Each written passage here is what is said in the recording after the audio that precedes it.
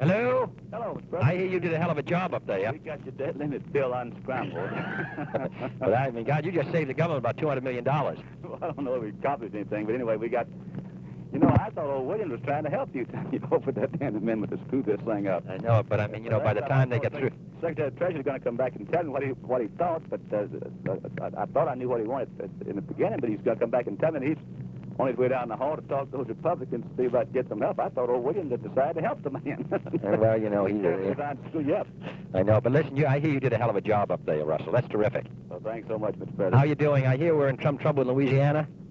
Well, sir, I haven't had a chance to check today. I went to Houston, Texas to kind of see if I could squeeze a little money out of the oil people to get us along, and I talked to the governor of Louisiana from over there, and he said that he thought he might be able to keep that bill in that House. The thing is, what's so screwy about that thing is that if a Democrat carries Louisiana, no matter who those delegates are, they can't go up and make a deal with a Republican then. Let's say because the Republican can't look like he's in the position of outbidding a Democrat on some civil rights question.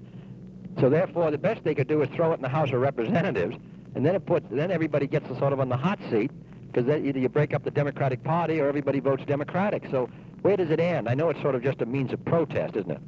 Well, no, what they've got in mind,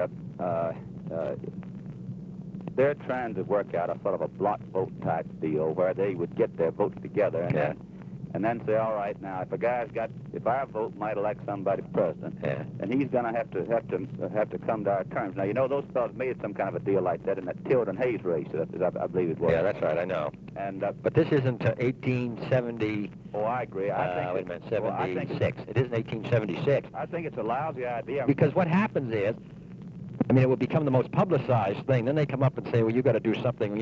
First place, you got the courts operating anyway, no matter what the president did. Right. And then they come up, and then everybody's looking and saying, well, what is the president promising this group? And pretty soon you got the goddamn this mayhem, and it finally ends up in the House of Representatives.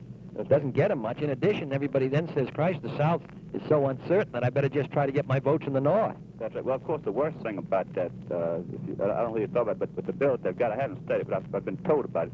You see, the worst thing about that is that, in effect, that would take the South out of the presidential election. Exactly. So that until afterwards. If we were not going to vote on whether you were going to be president or not, why should you promise us anything? Exactly. You should direct your appeal to those places that's where one. Where the Negro vote might be the key vote. And at least I could count on it. Otherwise, I'd have to figure, well, I have to do my business after November, and I can't do it under those conditions. I think it's crazy for the South, because this way I'm concerned about Georgia and Louisiana and these places where we got a chance to carry. But if I end up with no chance to carry them, then I got to go up north and try to do my business. Right. Well, now, I tell you, I did some talking with Get Us Along, and both of us agreed that we ought to be against this thing. Now here's a conclusion that we have about it also.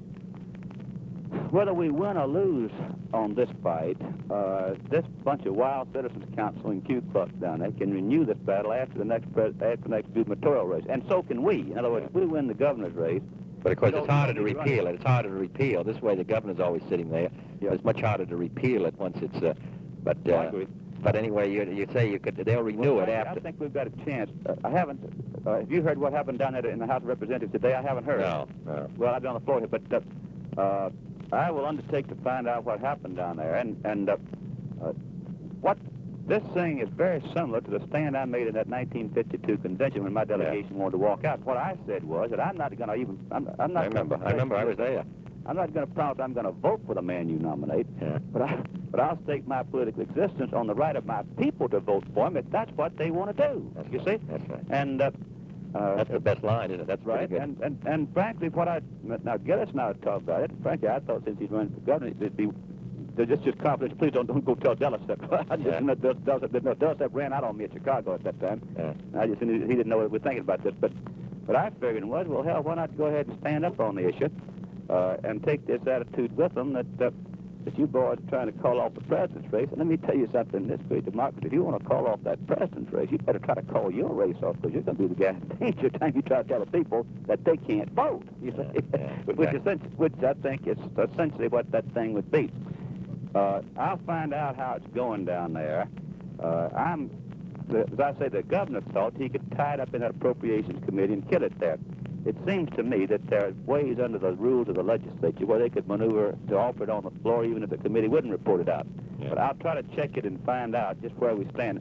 at the moment, old Jimmy Davis is trying to help us with that thing. I don't know who called him, but somebody did, and he's... Larry O'Brien called him this morning. Right. And well, Larry might know the latest on it. okay, I'll get a hold of Larry. Fine, sir. Well, that was good today, and anything you can do on this thing, because God, Louisiana would like to get a chance at anyway. well, I'm not too, frankly, Mr. President, I'm not too much worried about how this thing works out in Louisiana for now, because as far as Louisiana's concerned, I think that we could, I think our chance of winning the governor's election is good, and if we win the governor's election, it's completely in our power to make it how we blessed well please.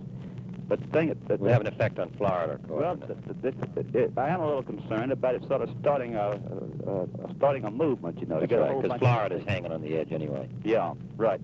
Well, I'll try to help, and both now and if the damn fool thing carries, I'll try to help get it repealed later on. But for right now, I think it'd be good for us to see if we can't beat it. I think that somebody may stand up on the issue, though. As far as I'm concerned, I'm against it, not afraid to say so.